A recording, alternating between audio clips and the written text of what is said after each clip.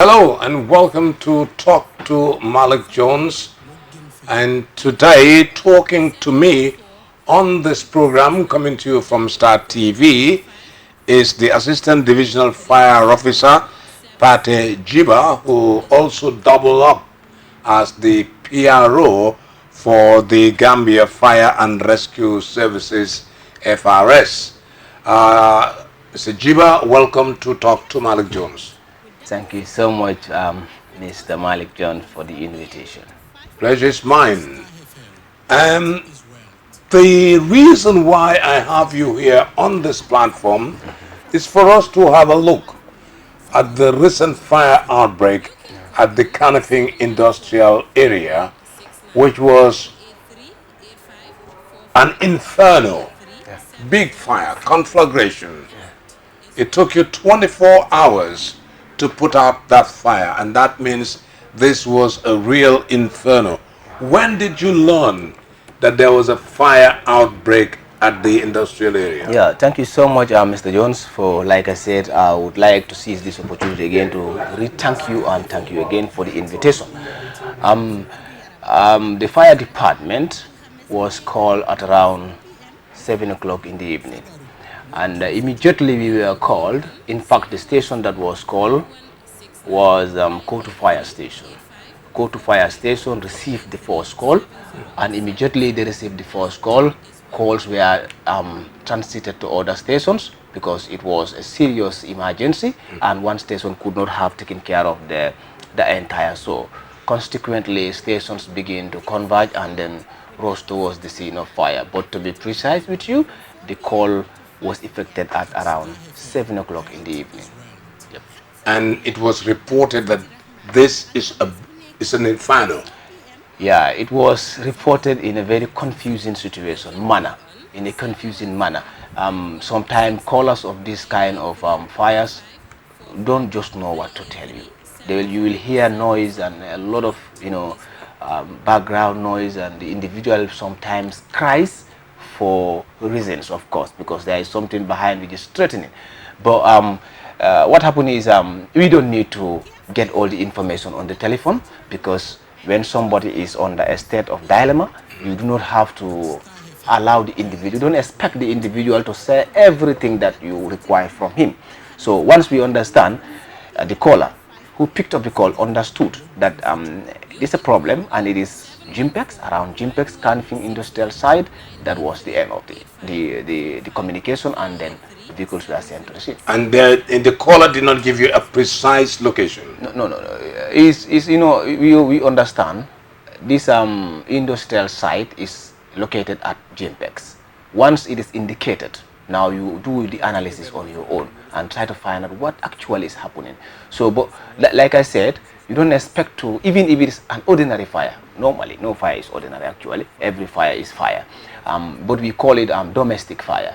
When there is a household fire or maybe a dustbin fire, even with that, sometimes people are like, confused about what is happening, and they wouldn't give you every information. But to make it easy to understand, we receive signals and we know the direction, we are there. That is it. There's a saying in English, say, where there's a smoke, there is fire. There is fire. So in order to get your bearing, you must look at where the smoke is and try to get closer and eventually get to where the fire is. This one was like, I can call it maybe a national emergency call. It doesn't, we do not need to wait to be told seriously that this is what is happening, because everybody was alerted almost at the same time. Whether you were called by a telephone or you were given the information from a friend, everyone had the explosion, and then the atmosphere was brightened by, flames. There were fireworks. Yeah, that is it. So everyone ran towards the scene. Yep.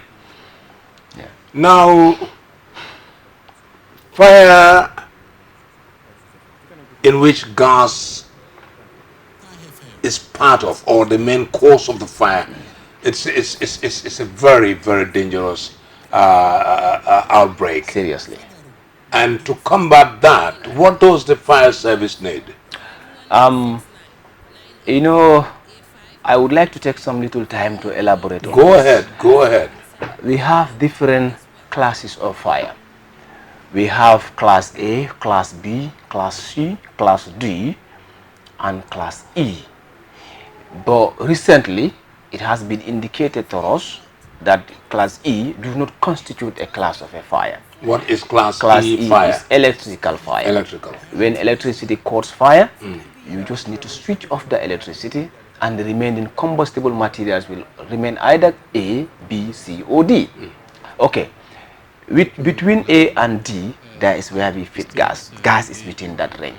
But this is fireman's language. We understand. Yeah, this is fireman's language. Okay, gas fire is not extinguished with the use of water. Of course, there is a lot of information buried into it as well. But if gases catch fire, and then at the primary stages of the fire, you can easily shut down the valve and apply some little water to cool down the temperature, and there is no fire. But this magnitude of a devastating situation that took place in Jimpex, it went beyond little application of water. It went beyond the fireman to say, shut down the valve, because all valves were open and they were just leaking and everything was like juxtaposed. So all we needed to do, and that's exactly what we did, was to apply water. It could not have been the media to be applied in the first place, you know, because when you apply water on gas, it's like applying water on electricity. You know, the impact of the water wouldn't be that much. But by the time we come to the scene, it was not gas that was involved only. It was gas plus the other classes of fire, as I mentioned, including even electricity, because there was light around and NAWEC had to shut down the supply. So probably I can say from class A to class E, we are all involved at the same time, and it gave firemen some kind of troubles to extinguish such fire. It was like going to World War III. That is it, probably. And there is a media. When I say media, I'm not talking about this from a kind of thing. I mean the material that the firefighter applies on any combustible substance to extinguish it. That's what we refer to as media, for the benefit of those in journalism. Because when we say media, somebody will say, come on, it's talking about media. What do you mean? Okay. And at the time, all the classes of fire were involved, from A to D, probably E. And meaning, every class has a particular media to apply to extinguish it. So when A is involved, A needs a particular media to extinguish it. When B is involved, C, D, and etc., they all need their particular kind of media. And then we have water. And this is a kind of fire that was too big. So the only thing we did at that time was to apply only water and foam. And the reason for applying water and foam was to strike the burning substance, create some confusing situation, split the combustible materials regardless of the class they belongs to, so that the fire itself will be confused. At the end of the day, the fire wouldn't know what to do, because fire consumes combustible materials and take a direction. So the direction it takes, it consumes everything on its parts. So what we do is to confuse its movement. Confusing its movements mean to apply water in a powerful motion, you know, so that when the water hits the combustible substances, they will scatter, and then those scattering particles of combustible substances will later be cooled down by the droplets of water that we will be projecting. So this was what we were doing.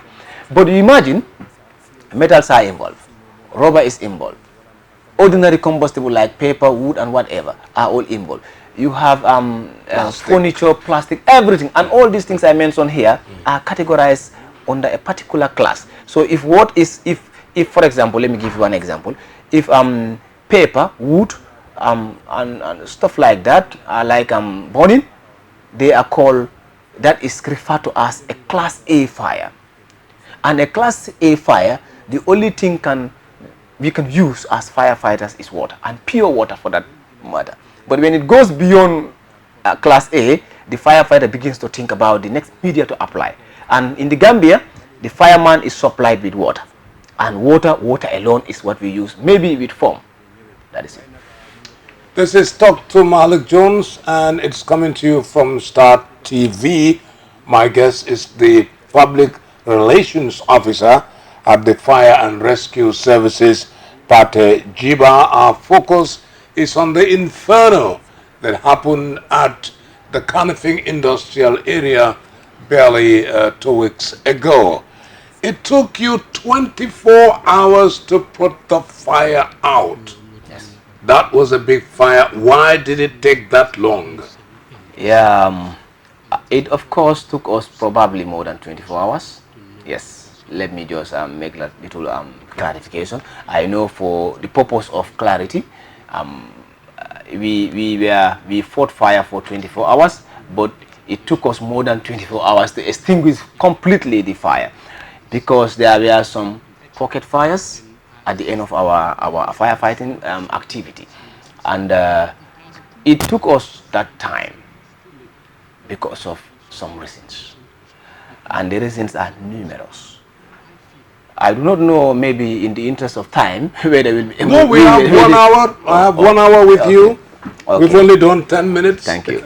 Anyway, I would like to first of all mention to our audience that we should revamp the fire department. Revamping the fire department is not a difficult task. What we need to do is to do what we have not done before.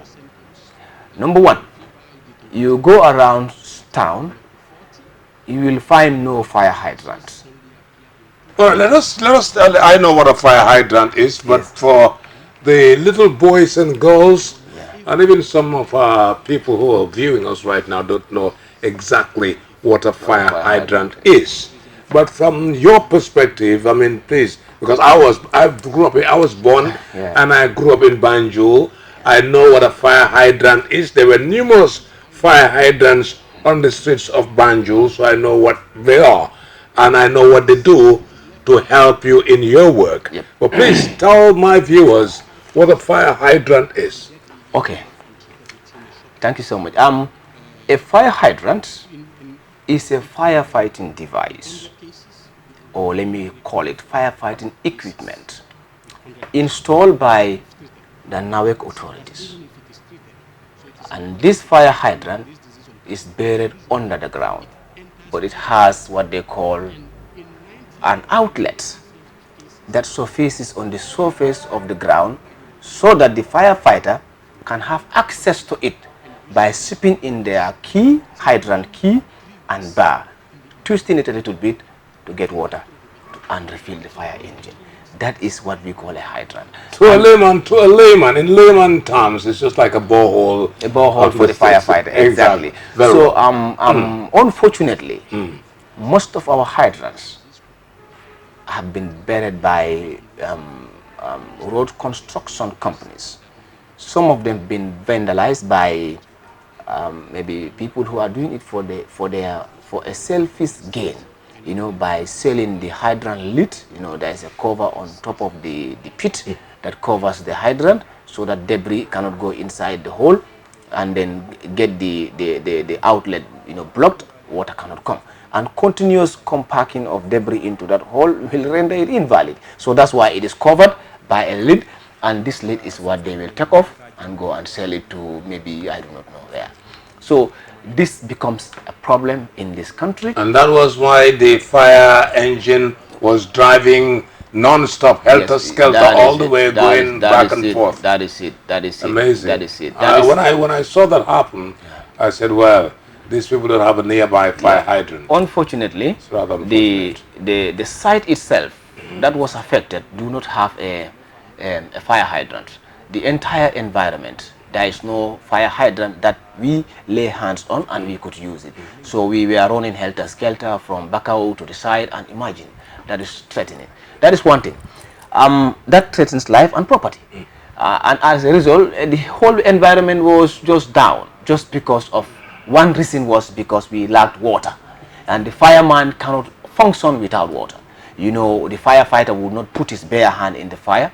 He uses equipment and appliances backed by a proper supply of water So the work is done. And as I told you, there was nothing like let's do this and that. We only had to strike on the fire, serious striking of the fire, so that we can confuse the fire. Like I said previously, confusing the fire means the fire wouldn't know what to do again. You know, fire is as intelligent as us. Let me take you back. Let me take you back to the problems that you're confronted with.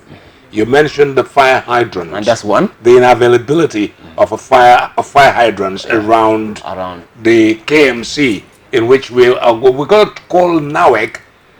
I will call NAWEC here on this platform and tell them what's going on. I mean, from this inferno, all the stakeholders, National Road Authority, NAWEC, are all stakeholders. They are all part and parcel for what happened in that inferno. It was an accident, but then it could have been alleviated. The problem could have been alleviated if the right things were where they were supposed to be. In fact, you know, that alleviation to me, I'm even seen to be like, if it could, if at all we did what we should have done, then this was not going to happen at all. Not at all. Okay, but hydrant in the Greater Banjul area, maybe is you will run a kilometer or more. You know, more or less a kilometer to get water. But in the provinces, let us not just be urbanized. Let's not be urban oriented. This is it. Let us not be urban oriented. Let us be countrywide. Let's think countrywide. Because we have our facilities in the whole country, from Banjul to Bajakunda, let me just mention one region, that is LRR. LRR has only one fire hydrant. It's amazing. This is serious. A whole region. Yeah, a whole region. The whole of Kian, the whole of Jara, one fire hydrant. I only hope President Barrow is listening and viewing this program anyway. He has to anyway. So hydrants are, you know, when I say we don't have water in this country, that may not be truthful. But when I say the firefighter don't have water in this country, that's true. That is very true. That's very true. Water, fire hydrant, is from the fire hydrant that the firefighter fetch water from. We don't have water from the sea, neither from our tap. These are specific vehicles designed for specific reasons. And that's why we have these fire hydrants installed everywhere. We should, I mean. Unfortunately, we don't have them. So when you travel up country, like I said, in an entire region, one or even no hydrant. So imagine, that is threatening. That is life-threatening in itself. Okay. The next thing that made the operations, like you ask this question, you want to tabulate this thing one by one, so that we can get to the bottom of this whole thing. Okay. Appliances themselves, you know, like I said earlier on here, when you call the fire department, you say they are coming to fight the fire. Yes, we are coming. Of course we will come, and we will never relent in that. We will come because that's why we are paid for. So we should be paid for doing something, and that's what we are doing for society. We are service providing service for the taxpayers. But when the firefighter reach the ground, the equipment, the appliance that carries him to the ground, can carry him up to the ground and fail to engage on arrival. You know why? It's because they're using equipment and appliances that are outdated. Most of these things we use here, if not all appliances that we use, the vehicles I mean, they've been used for the last 15 years in the United Kingdom. And then they give them to us for us to complete their lifespan. But these vehicles are already bad. They are not good to go. So imagine a life-saving appliance, a life-saving machine carries you up to the scene and fail to engage, and that's the time the stunts will begin to come on us. Not knowing. That's why I really enjoy this program, and wherever we have to break the silence. We have to tell people what is really happening. The fire, providing an appliance for the fire service, per se you are not providing it for the fire service, you are providing it for the people of the country. Exactly. I'm safe in my house. I know all the protective measures to apply in my house, in my kitchen. I will sit with my wife and discuss issues relating to this kind of thing. Probably, I'm not saying it didn't happen, but it will be difficult for such a thing to happen in my house. But what about the layman down there who doesn't have any knowledge about this, and he is relying on the intervention of the fire department? So they need to be informed, and they need to be given that up-to-date information. That was a reason why, the second reason why there was complication in the firefighting process, as you asked. Vehicles that goes to that fire are not the type of vehicle we need for this country. These are called first aid fire appliances. You call them first aid fire appliances.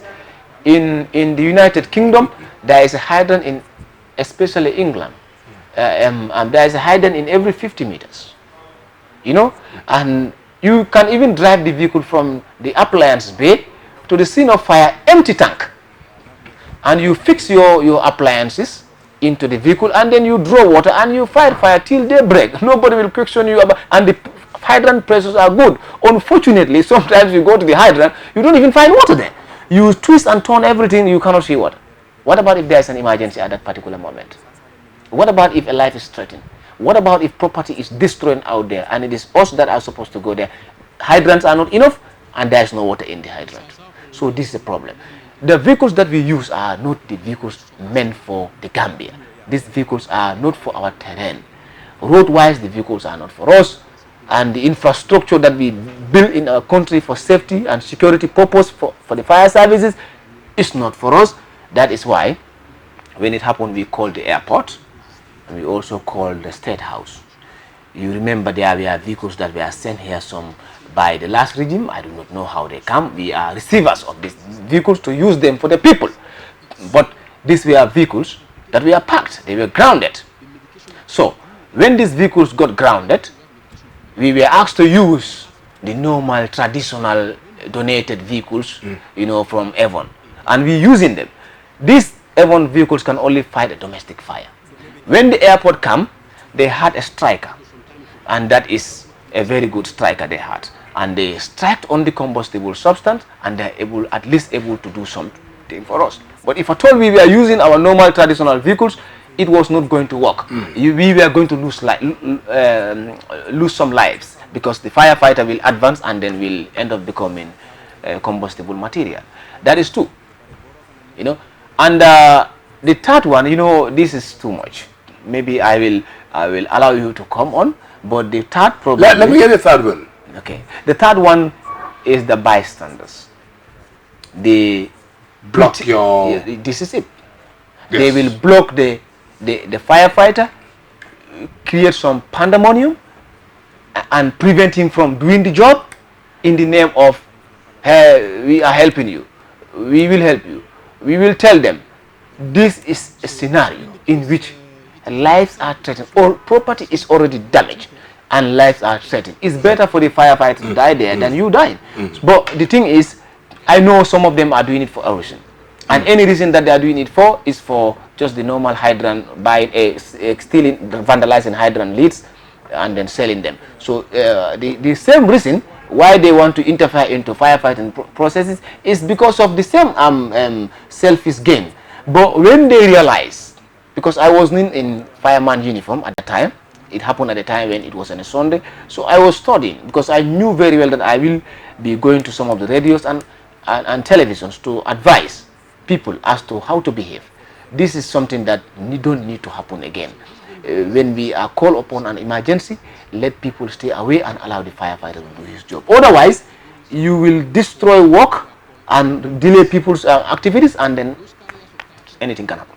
So you have just named us 3 of these obstacles in your firefighting. Yes. That is the lack of fire hydrant, the wrong types of firefighting gear vis-a-vis the vehicles, and the bystanders who obstruct your passage to the fire. Now let me take you to the aftermath. We'll come back to the fire, but let's just look at the aftermath of the fire.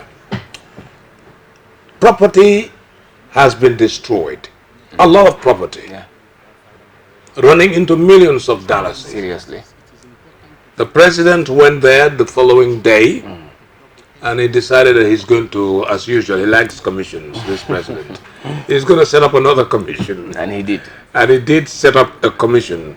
Now, what is the procedure? What will this commission be doing? The commission, you know, as we speak, there are two investigating groups into the matter. One of them is coordinated by the fire services. Design, develop, and program by the fire department to go into the actual cause of the fire at that place. And that is supposed to be our job. I am sure by now the report is done, because I was called by the senior divisional officer who was vested with the responsibility of going into all this matter, that they have gathered some evidence. So let me collect these things. But they've not still handed this over to me. And then consequently you call so that we can have a discussion. But throughout the radio stations and television stations I visited from that period to date, I've been telling them constantly that we would like to be given some little time for the report from us and the report from the President's Commission to be done, and then we will come all out and tell you this was the cause of the fire. Of course, our investigation, the fire services investigation, as I said, is to go down into the root cause of the fire, the actual cause of the fire, and from there feed the other investigating group, that is the one constituted by the head of state, and give them primary information.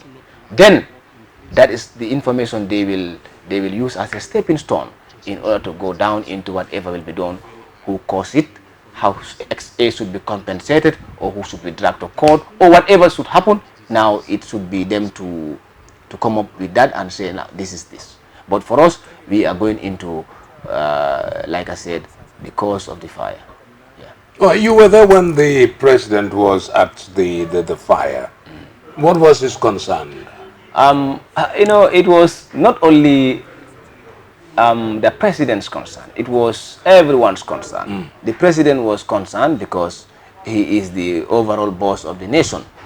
His concern was to find out the actual cause of the inferno, and that is where our discussion of investigation in the fire department and also from the office of the president, the one he is setting, that is where it is centered around. His entire concern was, what is the cause of this? How was this cause?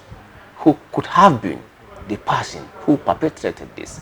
Maybe it was done for a purpose, like they call it arson. Maybe it was accident.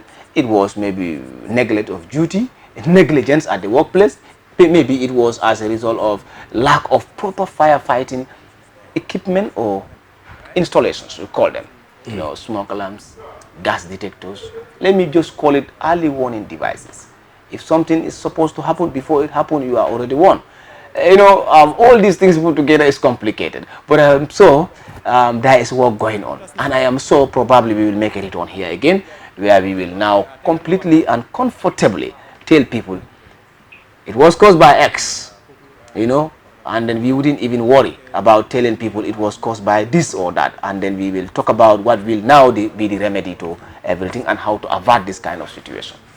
As a journalist, I hear things being said around, and I open my ears and I listen to what they say, and I wait, and I try to make follow-up questions. Okay. This is not the first time this Hadim gas has got a fire incident with his storage. Okay. This is the second time, I was told. Is that true? Yeah. Unless I go into records, we have files of all these things that happen in this country. Unless and until we are not called, but anywhere the fire services are called, there is already diaries that all these things, fire informative reports, and these things are kept and they are not lost. Many things happen, and I may not remember whether it happened at some point, but I am not saying it did not happen, because one thing I would like to say here is, when I was asked about this incident, I told them, I have said it continuously, that if we are not mindful, it is going to happen again, and it will happen in a more devastating manner. And why did you say that? Thank you. You have a reason? I have a reason. Good. Some couple of years ago, we had a candle fire here in this country. Okay, I was in a firefighter at that time. A candle factory fire. Almost the same place, yes. I covered that fire. I was a journalist, Thank you. active journalist then on television, yes. And I know you must have heard from bystander that Lee Musut Feheu. This has never happened in this country. That is because even with this they are saying that. But after some time, we had another serious emergency that ended up taking the lives of 8 in this country. It's in records. Okay, after some time, we had another petrol station fire in Brikama. And each of these times, the people will say, this has never happened in this country. Are we really preparing for things that will happen tomorrow, or we just fall in our hands and say anytime it happens, it has never happened? I said, I am therefore concluding, if actually what we should do, we have not done it. Number one, we've not given sufficient training to the fire department, ill-equipped, ill-trained, and infrastructure itself is not in order. From that period to now, the fire service has been complaining of the same matter, and nothing is done. Anytime something happens, we say it has never happened here. So I am concluding, therefore, with this, that is going to happen again if we do not if we are not ready to change. It's either we change the system completely, or else we remain to suffer this kind of penalties. It is complicated though, but what we need is very simple. Yeah, it's very simple, because it's not easy to run a fire department. Let me just put it like this. We have seen the, how do you call it, the water cannon. The water cannon that was purchased by government. And the very government is responsible of purchasing firefighting appliances and equipment. You mean the one ready for 2nd of December? Thank you. Thank you. I'd like to see that one. I would like to see that one in action anyway. No, let's just do some comparison. Yes. Gambians must begin to think if we are not thinking. The firefighter is given the responsibility of saving life and property. And if the equipment that he should save life with is not available, then our lives are at stake. Very well. And our property will continue to get destroyed along the way. And there's nothing we can do. And you come to the water cannon. It is basically the same price. I'm not comparing. With the two of them put together can give us a better fire engine. It could have been used to fight this fire. But when there was fire at Canifing Estate, Industrial, these water cannons were not used. This is the truth. They were not used. They were parked at one portion. They are immobile until when maybe something comes and they need to be used. So for me, it's not my concern. My concern is the safety of the people. That is my concern. And when you bring up a budget, you will be surprised from the fire service. You will be surprised to see how the budget is being, how to call again, expended. They will be cutting and cutting and cutting. I think I can use the word cut. They will be cutting and dumping. And anything you cut from the fire services budget, you are not cutting it from the fire services budget. You are cutting it from the lives of the people and the lives of the property of the people. Because the fireman will not take that money and put it in their pocket. They will use it, invest it into safety. Those are things that we really need to talk about. So your budget is never allocated in full? No, never sufficient. Because it's one of the most expensive institutions. One of the more expensive than the military, more expensive than the police. But it has been subjected to budget insufficiencies. And it makes it very difficult for us to do what we really think we should do for the people. All right, let me take you to where you've just touched on repeating the incidents of fire. The Serakunda market has been on fire several times. Are you not alarmed by the fact that we are imprisoning ourselves for a super fire outbreak with the erection of petrol stations all over the community. Do you have any reservation on that? It's not a matter of talking against the business people. Of Yeah, course, we yeah. know they want to do business. But again, it's like fire petrol station X, Y, Z everywhere around me and there and there. What happens then? You know, And on the background that the fire service doesn't have the correct equipment to tackle such a kind of problem. in the event it happens. It happens, yeah. Yeah, you are right. You are right. We have numerous petrol stations inserted into our neighborhood. And most of our compounds are like family setups, you know, extended family systems, and they cook, they do everything. And the children will play with fire in the house and you never can tell. And when there is incidents, life will be lost if you don't mind, and property will be damaged. But any fire station in this country, any fuel station I mean, built in this country, the fire services are informed, written, and now we will respond. But before we respond, we will survey, conduct a survey. We will go around and check. I will tell you Before it is being built. Okay, good. But when we survey, we have reports. Probably I would have even you know, as I told you, I had my vehicle kaput along the You had a breakdown. Yeah, I had a breakdown, and I would have come with some of those reports in my back and show you, so that the camera will we don't have anything to hide. This is our country and this is a great nation. We build it, it is there. We destroy it, goes down, and we hand it over to our children, and they will call us fools. I don't know what they were doing here, destroying this country, and they died. So that's serious. Good. And any petrol station that's supposed to be built in this country, of course they were right. They follow the protocol. But who cares? At the end of the day, the petrol station is built. It's built. And imagine, we say no to this, and we give our reasons.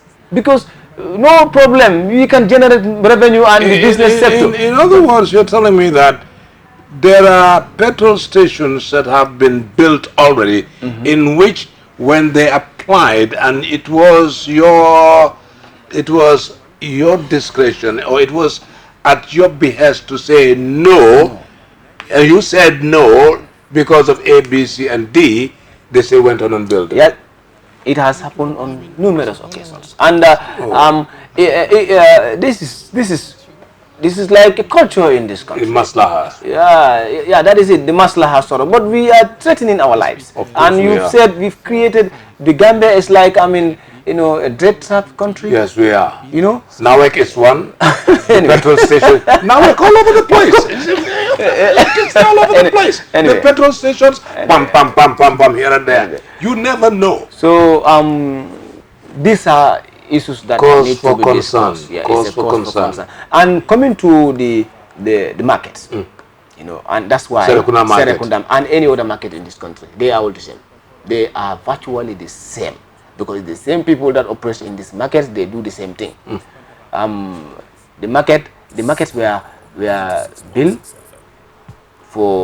to sustain our economy, so that something can happen at the market and then we rise up as an economy. And that is the reason for every market in the whole world. But unfortunately, the market we have here is the opposite, because the way the stalls are built, number one, some of them are even built on hydrants. Imagine. Yes, we have done that survey, and we've, you know, the firefighter is a friend to everyone. The firefighter smiles. The firefighter don't slap unless and until things prove otherwise. We are not, let me put it like, we are not expected to slap. Neither are we supposed to kill. But we are supposed to save life. That's why it threatens people if firefighters are engaged in things that are not supposed to be. But that is something else. What I'm saying here is simple. The market is like another form of a death trap. When there is an emergency in the market, no fire engine can access it. And when the fire engine comes to the door of the market or the gate of the market, that's where it is grounded. Immediately it is grounded there, they will lay horses. Firefighters will lay horses towards the scene. And while they are fighting fire, somebody is cutting the horse behind them. It has happened here. Imagine you cut the line behind the enemy. You expect the man to do something there? No. He will either suffocate there of heat and smoke, airborne contaminants, or probably lose control of what he is doing and consequently dies. So this is a problem. This is a serious problem. But all these things are in our records, and we always have where to fall back to in case of things that happen like that. We tell them we've said this and you said no, you're doing what you want to do. We are lifesavers and we can save lives if we are given the opportunity. How would you envisage, you're talking about posterity, you're talking about Gambians leaving a legacy for our children to say, yes, our great-grandfathers did the right thing. What do you want the fire service of the Gambia to look like? Yeah, that's interesting for me actually. When people ask me this question, I smile because I have traveled to other countries and I have seen actually what happened in those countries, and they are in no way better than us. You know, we were born in 1965. That is the day we got our independence. We are like 50 something years old.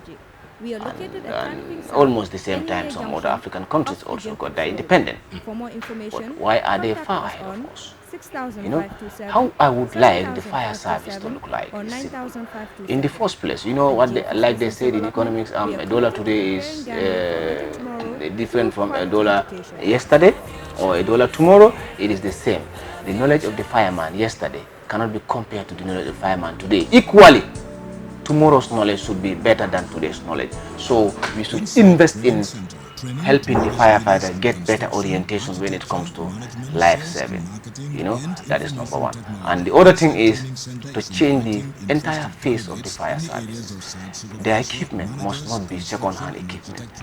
Appliances must not be based on donations, like they used to say in Mandinka, Sori, Fani, Bukavera. Then we have to thank our counterparts, our partners in England, for supporting us, because without them, we didn't have what they call Gambia Fire Service, honestly, because the government of the Gambia, from Jawara's regime, come to Yaya Jammeh and President Barrow, none of these administrations have ever think of buying a fire apparatus for the Gambia. It's serious. We need these things, and these things should be sophisticated. The ones at the airport? What about the ones at the airport? The one that come to attend the air to fight this fire here? Yeah, that is the fleet that was part of the ones Yaya Jammeh brought here some couple of years ago. Okay. And so many things, so a lot of rumor is surrounding them, and we don't want to get messed up into the rumor, but we just want to leave them, set them aside, and we think about what we can get from government of the day. If they ask us to go and get those vehicles, why shouldn't we go and get them? But everything seems to be like no go place, and we dare not to talk about that maybe. And these are firefighting equipment. They are parked at the airport. Okay. Yeah. And the Ajame is in Equatorial Guinea. Equatorial Guinea. And the vehicles are sitting out there, and our country is burning. It's burning. That is it. Seriously. This is the new democracy, isn't it? Anyway, yes, you want good equipment. You want orientation for the fire service. Yes. You want the fire service to have scholarship to go and learn. To go and learn. Seriously. The modern firefighting techniques. You know, I don't know where the Gambia. You know, change doesn't mean that we will change as people. You cannot change as Mr. John. You are Mr. John from the day we know you to be Mr. John. But what we need to change, all we need to change is our attitudes, and attitudes towards everything. You cannot change one side and allow the other side to remain constant. That will be not good. So everything must change. And in as much as we are concerned, I am talking on behalf of my institution that we need change. And the change that we need is very simple. Get us equipment, get us appliances, and training. As simple as that. Then the rest, God knows, we will do our best. But we cannot do our best in the absence of these things. These things are things that make us firefighters. Without them, we are only talking for the sake of talking. Close your eyes and tell me that the furniture owner at the industrial area whose goods got perished, the stationery store that was also in the area that his goods got perished, the guy who owns the auto garage whose goods got perished, tough construction, they have a office there and I guess a warehouse. Tell me that these people never thought, we might be wrong, but never mind. Did these business people think about insuring those warehouses out there? Yeah, I really would not like Only to. the report Yeah, will yeah, tell only us. the report will tell us. But knowing Gambians and how they are, they thought probably this is safe haven.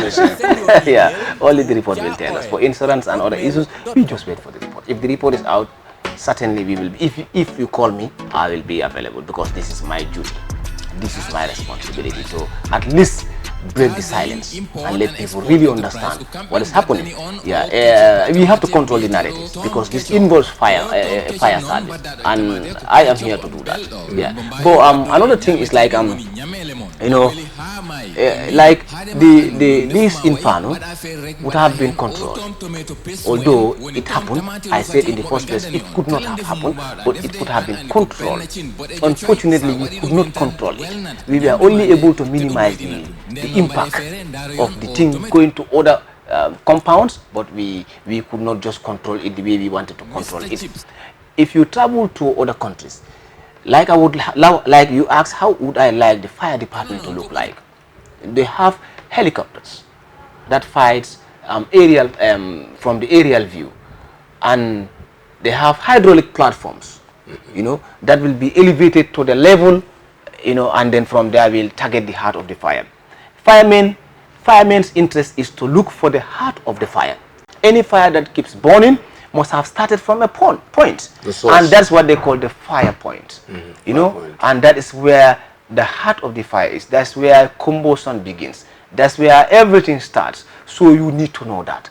If you are high up there, you will really know definitely where the fire is, because you have to look at the wind direction. Then the wind direction will show you where the fire must have started. So when you are high up there with a powerful jet, you are able to strike on the burning substance, and then job is done. But we were launching and striking from ground, and now you are fighting fire, but you are not even seeing where your water is dropping. Can you see? Sometimes you shoot from up and then the water will come down, and then you are fighting blindly. The next minute you shut down your jet, you see the fire will come again. This tells you that you are not impacting, because you are fighting the flames. You are not fighting the fire, but you are fighting the flames. The flames are just the product of what is burning. We call this the fire. When the wood is burning, it is the wood that is called the fire is burning in firemanship. When the plastic is burning, it is the plastic that is called burning. That's why we have those classes of fire. So if the wood is burning, you are throwing water, but you are not throwing water on the wood that is burning.